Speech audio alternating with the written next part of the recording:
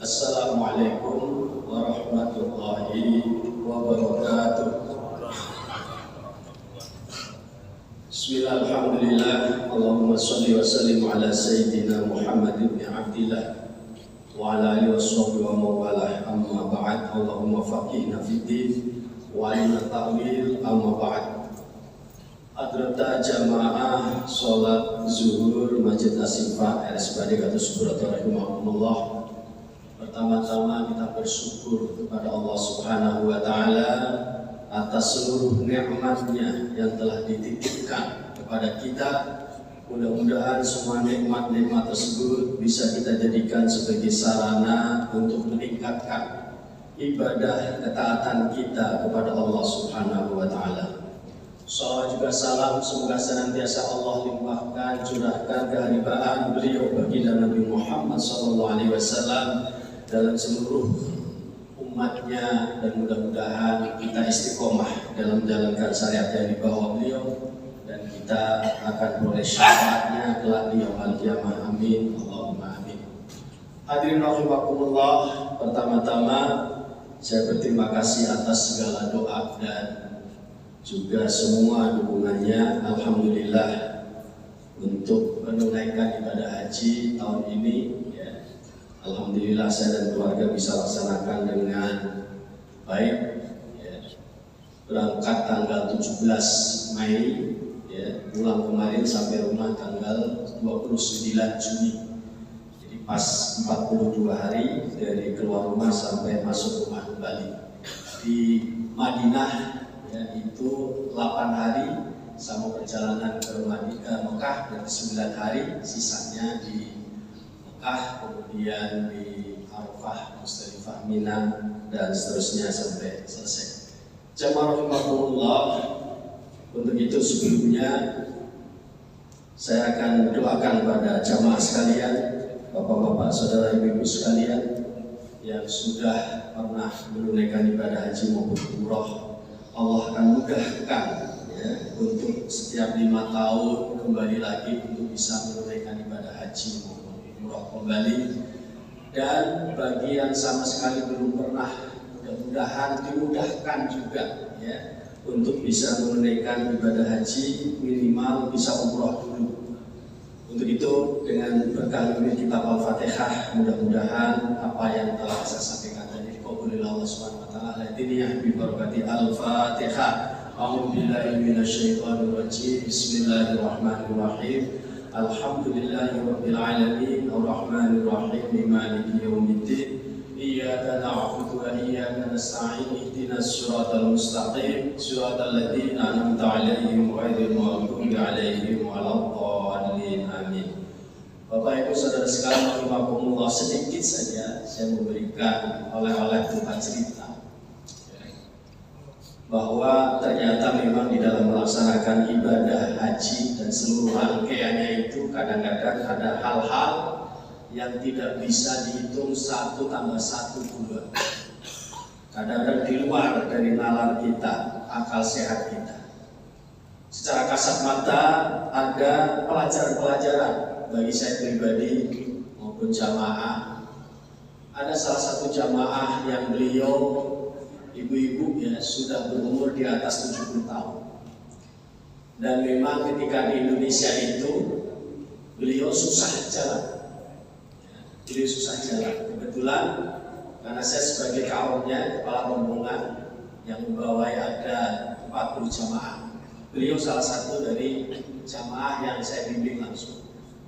Nah, kebetulan dari Indonesia itu saya pastikan, jadi ibu membawa kursi roda saja untuk memastikan kalau nanti antisipasi di tengah-tengah pas perjalanan melakukan ibadah itu nanti terkendala sehingga tidak masalah karena sudah ada persiapan. Alhamdulillah dari mulai masuk ke Madinah sampai semua rangkaian ibadah haji itu selesai. Alhamdulillah beliau ternyata betul-betul secara sempurna bisa dilaksanakan tanpa harus pakai kursi roda. itu tadi saya katakan ya, memang kadang-kadang tidak sesuai dengan nalar kita. Kalau Allah sudah berkehendak ya, menolong kepada hambanya, apapun bisa terjadi. Tapi mohon maaf, sebaliknya di rombongan yang lain masih satu kloter ya. Kebetulan ada satu orang, ini maaf ya, satu orang. Beliau ini seorang profesional di bidang medis, sudah spesialis, maaf ya, sudah spesialis, jadi dokter spesialis sendiri. Ya masih umur 50-an, ya. Nah itu waktu di Indonesia segar-segar saja, ya, sehat-sehat saja. Tapi mohon maaf ya, ketika di sana itu ya sekali lagi kalau Allah berkehendak itu sudah di luar dari nalar kita. Ya. Nah itu di sana ternyata ya ada gangguan psikologis. Ya. Jadi apa yang kemarin baru bisa dikerjakan itu, ya besoknya itu sudah lupa. Ya. Jadi kayak linglung gitu. Ya, alhamdulillah menjadi sekali lagi ya ini adalah pengalaman-pengalaman yang langsung ya saya saksikan, dan mudah-mudahan ini menjadi pelajaran bagi kita semuanya, karena di dalam beribadah memang yang terpenting kita semua harus kita persiapkan ya, lahir dan batin semuanya kita persiapkan dengan sebaik-baiknya. Sejak mulai kita niat ya membeli porsi itu berdaftar sampai kita berangkat betul-betul kita persiapkan secara lahir batin. Jamaah rahimakumullah, saya kira itu sedikit oleh saja ya untuk pelaksanaan ibadah haji kami, dan mudah-mudahan ya doa Bapak dan saudara sekalian ya kami yang sudah melaksanakan ini betul-betul memperoleh hajat mabrurah, sehingga betul-betul bisa melaksanakan haji mabrur itu selama seumur hidup kami sampai akhir hayat kami. Jamaah rahimakumullah, kita sekarang sudah masuk pada bulan Muharram. Dari mulai Ahad ya, Ahad, Senin, Selasa, Rabu, berarti kita sudah 4 hari. Tanggal keempat bulan Hijriah. Jamaah rahimakumullah, inti daripada hijrah itu kan berarti perubahan. Ya. Di dalam ayat Al-Quran Allah berfirman, "A'udzubillahi minasyaitonir rajim, inna ibadiyalladzina amanu, ya ibadiyalladzina amanu, inna ardi wasi'atun fa'buduni." Wahai hamba-hambaku yang beriman, bahwa bumiku itu luas, maka sembahlah oleh kalian akan Allah. Kullu nafsin dha'iqatul maut, setiap manusia, setiap seseorang pasti akan mati. Sumaya anak jauh, kemudian kepada kami kalian kembalikan. Ayat tersebut jamaah rahimakumullah itu diturunkan pada saat orang-orang Muslim yang ada di Mekah, mereka kesulitan ya di awal-awalnya untuk melaksanakan ibadah sesuai dengan syariat Islam, sehingga Allah memerintahkan untuk berhijrah agar supaya mereka merubah situasi kondisi mereka, berhijrah ke Madinah ya, untuk bisa merubah situasi kondisi, sehingga ketika betul-betul mereka berhijrah ke Madinah itu sehingga Rasulullah SAW dakwahnya bisa semakin lancar dan betul-betul semakin berkembang, bahkan sampai ke sekarang ini kita rasakan di Indonesia itu bagian daripada hasil hijrah Rasulullah beserta para sahabat-sahabat. Jamaah rahimakumullah, inti daripada hijrah itu adalah perubahan. Nah, mungkin dalam forum ya ini atau dalam kesempatan kali ini tidak mungkin saya akan membahas ya perubahan sesuatu, mungkin hanya ya saja dari bagian perubahan itu dalam masalah yang sangat-sangat praktis dan simpel saja. Dalam hal ini adalah apa momentum yang kita bisa manfaatkan pada bulan Muharram ini. Salah satu di antaranya adalah melaksanakan puasa sunnah yang ada di depan mata kita. Jamaah rahimakumullah, puasa sunnah ini kalau kita tidak memulai untuk berlatih juga kurang. Maka dari itu sekali lagi ini momentum yang setahun sekali ya, ketika ketemu bulan Muharram kita disunahkan ya. Jamaah rahimakumullah, sebelum saya masuk kepada disunahkannya puasa-puasa tertentu pada tanggal tertentu pada bulan ini, saya ingin sampaikan ya hikmah puasa sunnah. Kalau puasa wajib sudah barang tentu ya setiap Ramadan kita laksanakan. Puasa sunnah itu ternyata hikmahnya luar biasa. Ya, ada hadis riwayat Bukhari Muslim.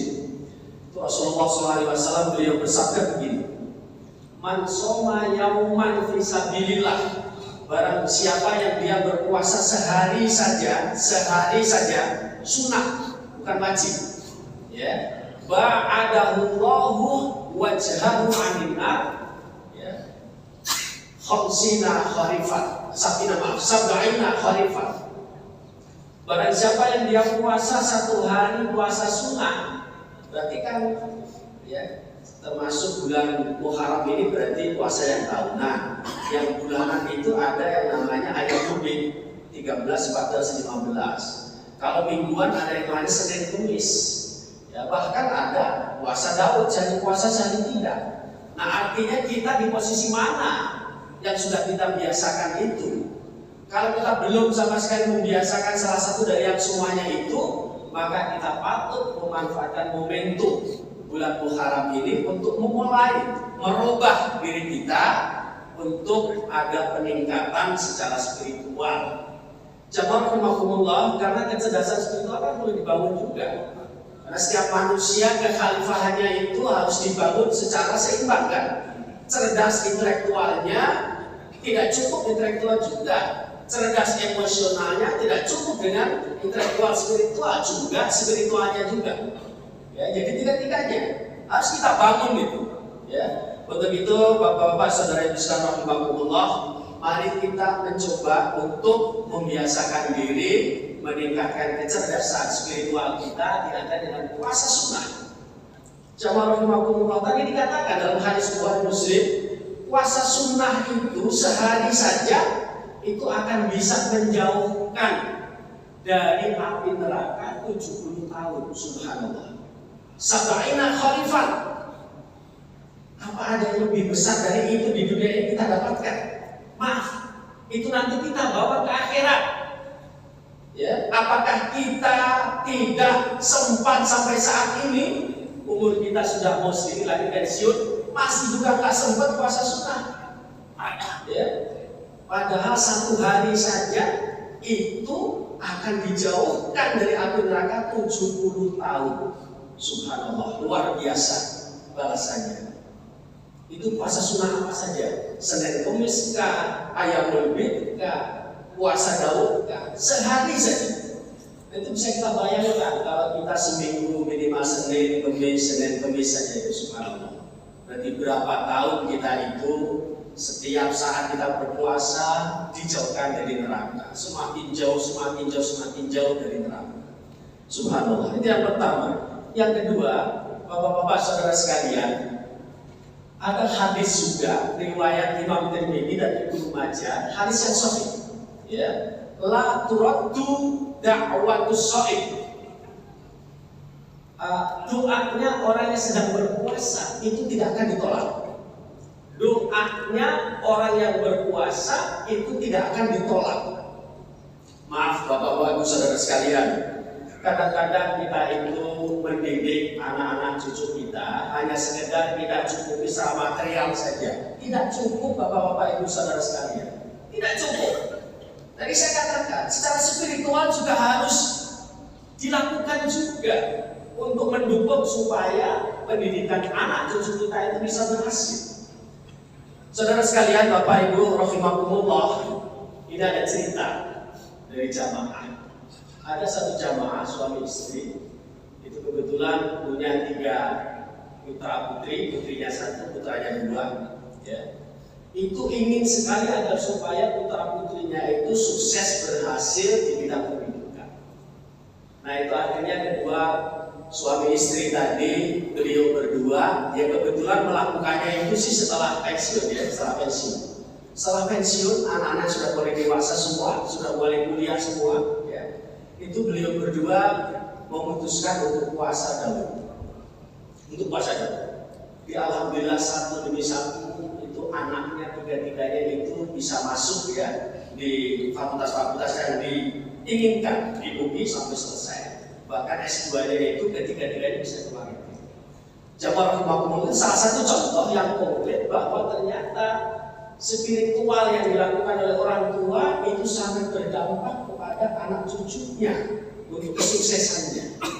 Imam Syafi'i adalah beliau sebagai seorang intelektual, sebagai seorang ahli di bidang fikih, itu pun juga karena orang tuanya itu ketika Imam Syafi'i berada di dalam perut ibunya, istrinya itu dikuasai. Puasa sampai beberapa tahun, tidak hanya selama 2 tahun. Puasa beberapa tahun. Jamaah yang dilakukan oleh Allah Subhanahu Wa Taala. Ada lagi cerita. Ini juga termasuk dari teman juga. Ya.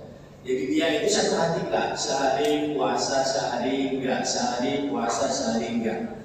Oke, saya penasaran bertanya, ya, Mas, kok puasa terus setiap kali saya ketemu, gitu kan? Dia jawabannya apa? Saya punya anak dua-duanya itu perempuan. Ya. Saya ingin 2 anak saya itu kedua-duanya itu supaya hafid Al-Quran. Kebetulan ada di daerah Jawa Tengah ya.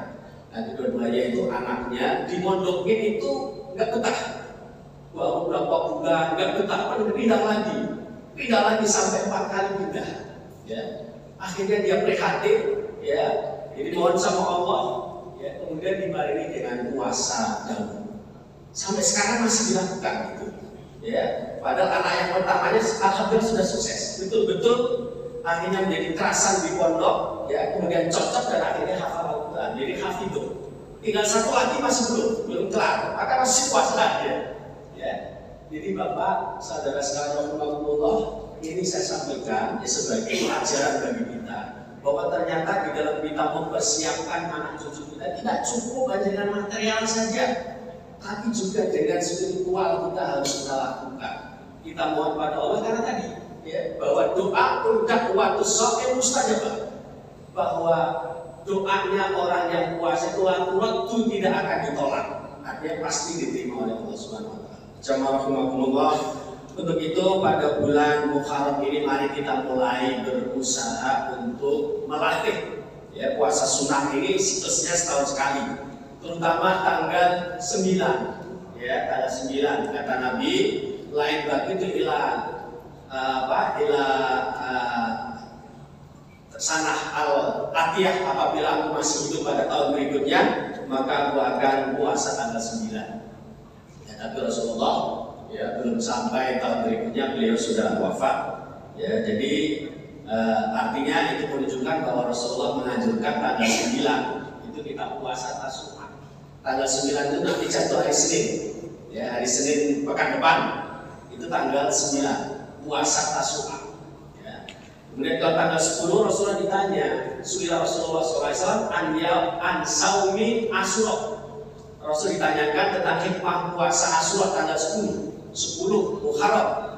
Kata beliau, yukaffiru asana al-maniyah, itu bisa menghapus dosa-dosa 1 tahun yang lalu. Berarti dari mulai Muharram 100 dan 1440 Hijriah sampai Dzulhijjah ya, kemarin ini ya 1440 Hijriah, itu dengan puasa 1 hari tanggal 10, insya Allah dosa-dosa kita diampuni oleh Allah Subhanahu Wa Taala. Cuma sehari saja, hari Selasa ya, jatuh hari Selasa pekan depan itu tanggal 10. Lalu kemudian karena tanggal 9-10 itu ternyata yang berpuasa itu tidak hanya umat Islam saja. Ketika Nabi hijrah ke Madinah itu melihat orang-orang ahli kitab Yahudi Nasrani itu pada puasa juga tanggal 9 tanggal 10. Lalu kemudian agar supaya berbeda dengan mereka ditambah tanggal 11 di 9, 10, 11 ya, lebih bagus. Jamaah rahimahumullah, bahkan tidak hanya 3 hari itu saja. Tidak hanya 3 hari itu saja ya. Karena misalnya ada satu hadis Imam Ghazali menukil dalam kitab Ihya Ulumuddin bahwa saumu yaumin fi syahri haramin afdalu ya min salasina min ghairihi. Jadi puasa sehari pada bulan haram, bulan yang dimulakan oleh Allah ya, itu lebih utama 30 kali lipat dibanding daripada puasa di luar bulan haram. Bulan haram itu ada 4, ya, ada Dzulqa'dah, Dzulhijjah, ya, Muharram, ada Rajab. Nah, Muharram itu salah satu bulan haram. Jadi kita puasa sehari itu lebih utama 30 kali lipat dibanding daripada di luar bulan-bulan haram tadi. Artinya Rasulullah mengajarkan perbanyaklah, tidak hanya terbatas tadi itu, ya, tanggal 9, 10, 11 saja, Senin Kemis dilakukan pada bulan haram, berarti kita dapat keutamaan 30 kali lipat. Jamaah rahimakumullah, sekali lagi mari kita memulai, ya, untuk merubah diri kita lebih baik dari sisi yaitu untuk meningkatkan yaitu kecerdasan spiritual kita dengan cara kita biasakan untuk melakukan puasa sunnah. Nah, ini ada momentum pada bulan ini yaitu puasa tanggal 9, 10 dan 11, dan kita perbanyak, ya, pada hari-hari Senin, kemudian Kamis, kemudian Ayamul Bid dan seterusnya. Demikian yang bisa saya sampaikan, mudah-mudahan ada manfaatnya. Terima kasih. Hasbunallahu wa ni'mal wakil. Wallahu muwaffiq ila aqwamit thoriq. Assalamualaikum warahmatullahi wabarakatuh.